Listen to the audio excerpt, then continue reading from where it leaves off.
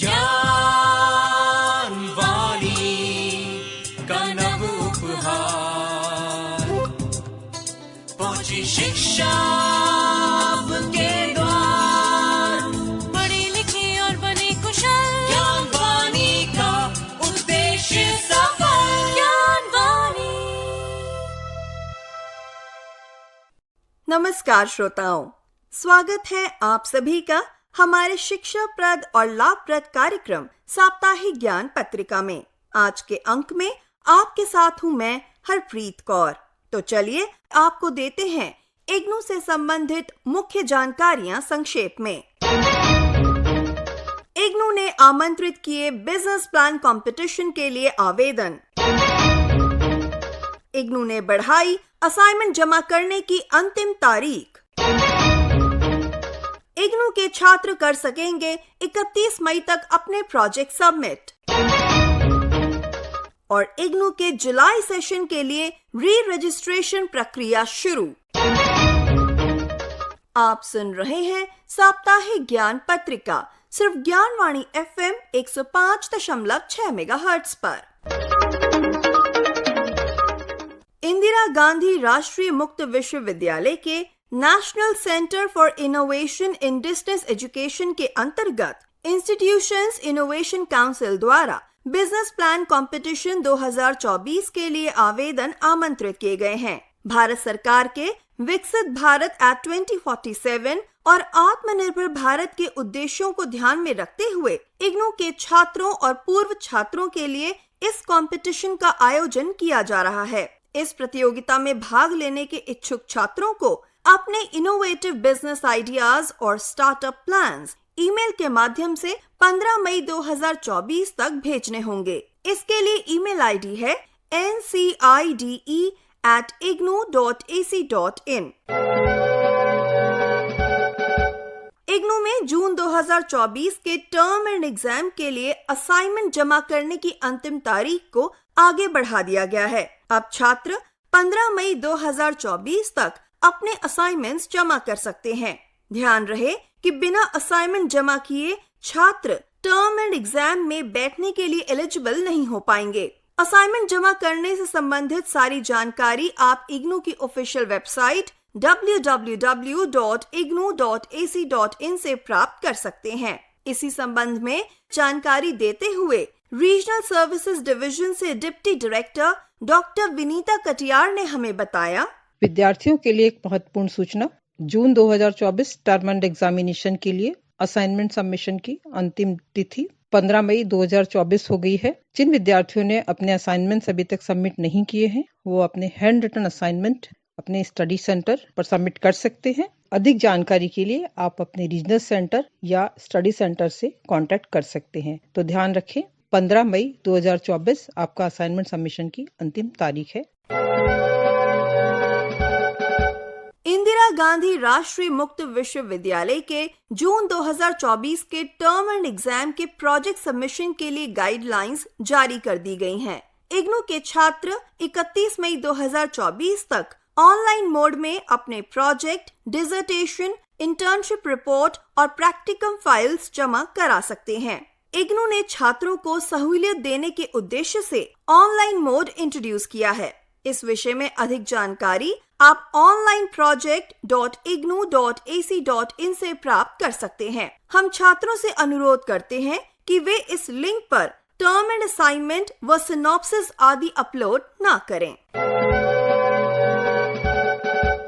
इंदिरा गांधी राष्ट्रीय मुक्त विश्वविद्यालय के जुलाई 2024 के एकेडमिक सेशन के लिए री रजिस्ट्रेशन की प्रक्रिया 1 मई से शुरू हो चुकी है। इग्नू के छात्र री रजिस्ट्रेशन पोर्टल पर यानी onlinerr.ignu.ac.in पर जाकर 30 जून 2024 तक री रजिस्ट्रेशन कर सकते हैं। छात्र इस पोर्टल पर जाकर ऑनलाइन माध्यम से अपने डॉक्यूमेंट्स जमा करा सकते हैं और फीस की पेमेंट कर सकते हैं। ये पोर्टल सभी इंडियन और इंटरनेशनल स्टूडेंट्स के लिए खुला है। छात्रों से अनुरोध है कि वे री रजिस्ट्रेशन फॉर्म भरते वक्त दिए गए दिशा निर्देशों को ध्यान से पढ़ें। इस विषय से संबंधित अधिक जानकारी आप इग्नू की ऑफिशियल वेबसाइट www.ignu.ac.in से भी प्राप्त कर सकते हैं।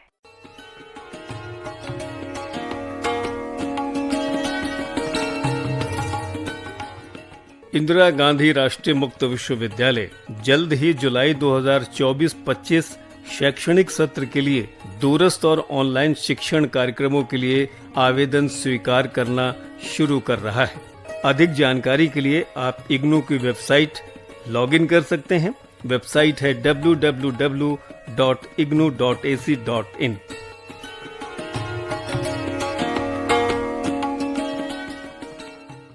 ये थी इग्नू से संबंधित जानकारियाँ। आप सुन रहे हैं साप्ताहिक ज्ञान पत्रिका सिर्फ ज्ञानवाणी FM 105.6 मेगाहर्ट्ज पर।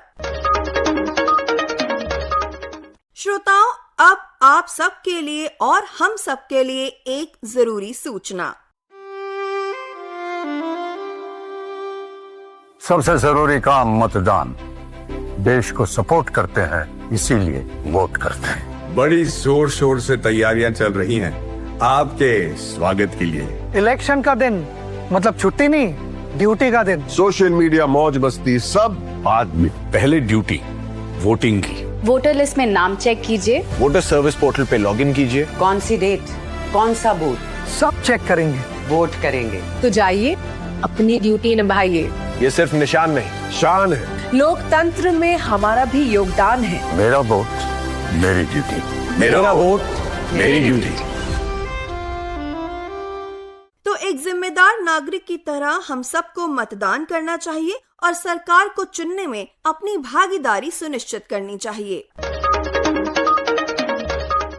और अब समय है हमारे करियर सेगमेंट का, जिसमें आज हम जानेंगे कि किस तरह से आप आर्कियोलॉजी के क्षेत्र में अपना करियर बना सकते हैं।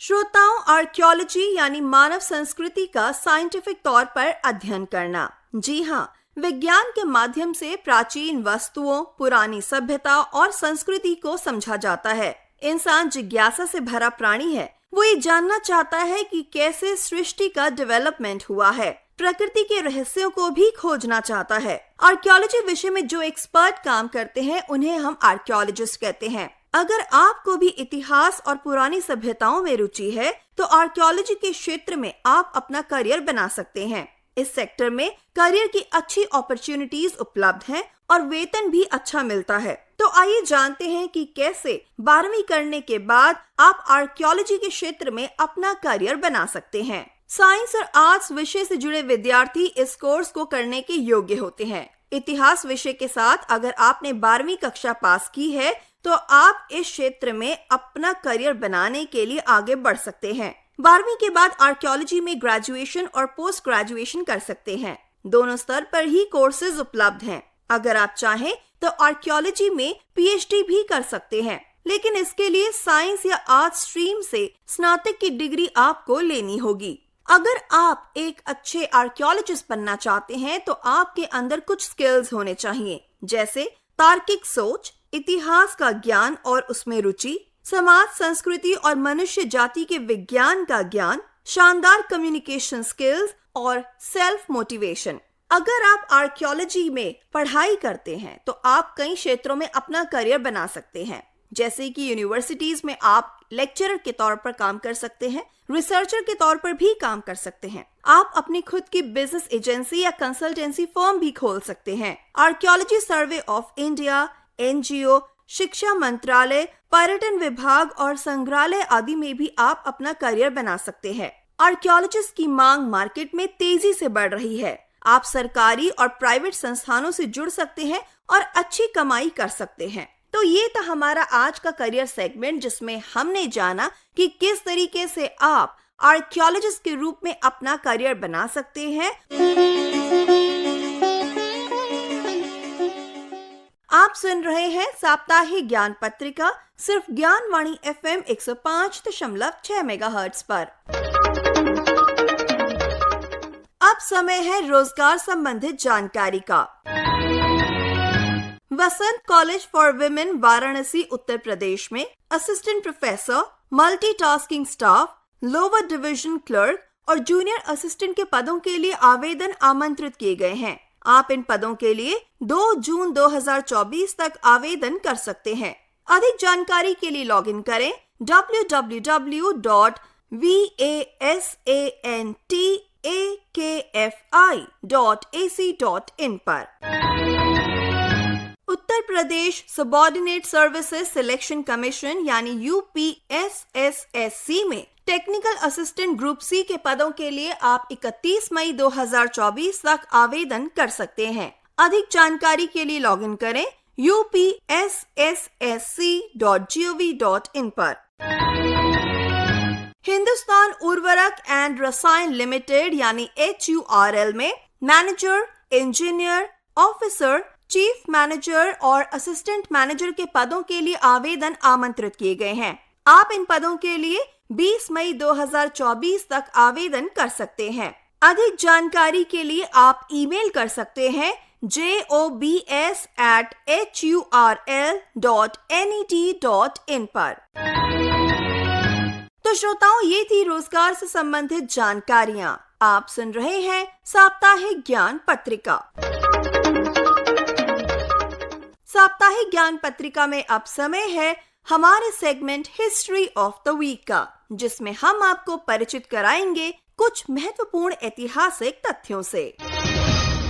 5 मई 2010 को आंध्र प्रदेश के श्रीहरिकोटा अंतरिक्ष केंद्र से नई पीढ़ी के साउंडिंग रॉकेट का सफल उड़ान परीक्षण किया गया। इसमें एयर ब्रीदिंग टेक्निक वाले स्क्रैमजेट इंजन मॉड्यूल का इस्तेमाल किया गया।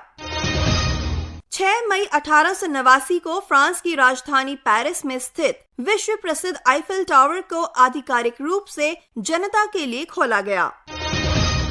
8 मई 1886 को अमेरिकी फार्मासिस्ट जॉन एस पेम्बरटन ने कोका कोला का विकास किया और उस समय इसे एक टॉनिक बताया गया। 9 मई 1947 को विश्व बैंक ने पहला ऋण फ्रांस को दिया। 10 मई 1857 को उत्तर प्रदेश के मेरठ से भारत की आजादी की पहली लड़ाई की शुरुआत हुई। इस दिन कुछ भारतीय सैनिकों ने ब्रिटिश राज के खिलाफ विद्रोह कर मेरठ पर कब्जा किया। और 11 मई 1940 को ब्रिटिश ब्रॉडकास्टिंग कॉरपोरेशन यानी BBC ने अपनी हिंदी सेवा की शुरुआत की। तो श्रोताओं, ये थी बीते सप्ताह के इतिहास से जुड़ी कुछ महत्वपूर्ण घटनाएं। आप सुन रहे हैं साप्ताहिक ज्ञान पत्रिका। साप्ताहिक ज्ञान पत्रिका में अब समय है हमारे स्पेशल सेगमेंट का, जिसमें आज हम जानेंगे गुरुदेव रविंद्रनाथ टैगोर के बारे में।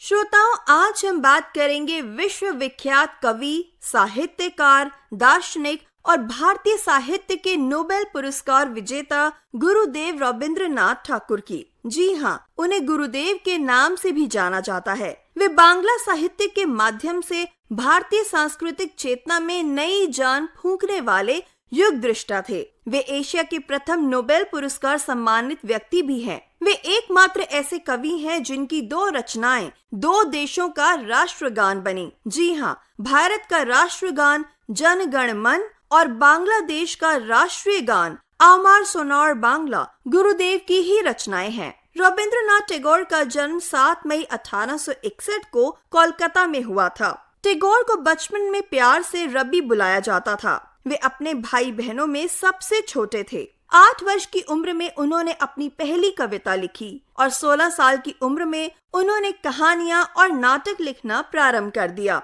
उन्हें आमतौर पर 20वीं शताब्दी के शुरुआती भारत के उत्कृष्ट रचनात्मक कलाकार के रूप में भी माना जाता है। 1913 में वे साहित्य के लिए नोबेल पुरस्कार पाने वाले पहले नॉन यूरोपीय बने। हम आपको ये बताना चाहेंगे कि उनकी पारंपरिक शिक्षा ब्राइटन ईस्ट ससेक्स इंग्लैंड में एक पब्लिक स्कूल में शुरू हुई। 1878 में वे अपने पिता की इच्छा को पूरा करने के लिए बैरिस्टर बनने के लिए इंग्लैंड गए। उन्हें स्कूल लर्निंग में ज्यादा दिलचस्पी नहीं थी और बाद में उन्होंने कानून सीखने के लिए लंदन की यूनिवर्सिटी कॉलेज में दाखिला लिया, लेकिन उन्होंने इसे भी छोड़ दिया और शेक्सपियर के विभिन्न कार्यों को खुद ही सीखा। उन्होंने अंग्रेजी, आयरिश और स्कॉटिश साहित्य और संगीत का सार भी सीखा। रविंद्रनाथ टैगोर राजनीति में भी सक्रिय थे। वे भारतीय राष्ट्रवादियों के पूर्ण समर्थन में थे। इसके अलावा वे ब्रिटिश शासन के विरोध में थे उनके काम मेनास्ट में उनके राजनीतिक विचार शामिल हैं। उन्होंने कई देशभक्ति गीत भी लिखे। रविंद्रनाथ टैगोर ने भारतीय स्वतंत्रता के लिए प्रेरणा बढ़ाई। उन्होंने देशभक्ति के लिए कुछ ऐसे काम किए जिनके कारण उन्हें देश भर से बहुत प्यार मिला। श्रोताओं, हम आपको ये बताना चाहेंगे कि उन्हें अपनी किस काव्य रचना के लिए नोबेल पुरस्कार दिया गया। जी हाँ, वो काव्य रचना थी गीतांजलि। तो ये थी रविंद्रनाथ टैगोर के बारे में कुछ महत्वपूर्ण जानकारियां।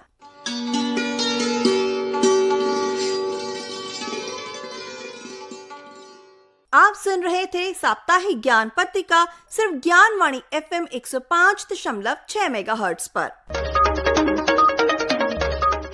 आज के अंक को आप तक पहुंचाने के लिए तकनीकी सहयोग दिया PP शर्मा ने।